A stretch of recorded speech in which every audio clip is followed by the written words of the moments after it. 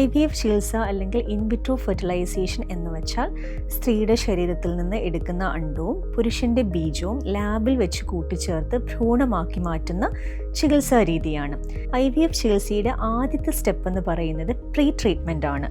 Pre ട്രീറ്റ്മെൻറ്റിൽ വരുന്നതാണ് preparation of mind and preparation of body. Body correct ആയതിനു ശേഷം നമ്മൾ അടുത്ത സ്റ്റെപ്പിലേക്ക് പോകും. നമ്മൾ സ്റ്റിമുലേഷൻ എന്നാണ് ആ സ്റ്റെപ്പിന് പറയുന്നത്. അടുത്ത സ്റ്റെപ്പ് എന്ന് പറഞ്ഞാൽ അത് ഫെർട്ടിലൈസേഷൻ ആണ്, അതായത് അണ്ടവും ബീജവും കൂടിച്ചേർക്കുക എന്നുള്ളത്. ഇതിന് ശേഷം അടുത്ത സ്റ്റെപ്പ് സ്റ്റാർട്ട് ചെയ്യായി. അതാണ് ഏറ്റവും ഇമ്പോർട്ടൻ്റ് ആയിട്ടുള്ള പാർട്ട് എന്ന് പറയുന്നത് എംബ്രിയോ ട്രാൻസ്ഫർ ആണ്.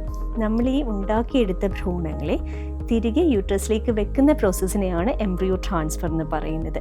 ഇതിൻ്റെ ഓരോ സ്റ്റെപ്പിലും നമുക്ക് അസിസ്റ്റൻസ് കിട്ടും. അതുകൊണ്ട് തന്നെ വളരെ ധൈര്യമായിട്ട് നിങ്ങൾക്ക് ഈ ഒരു ചികിത്സ ബ്ലിസ്സിൽ ചെയ്യാവുന്നതാണ്.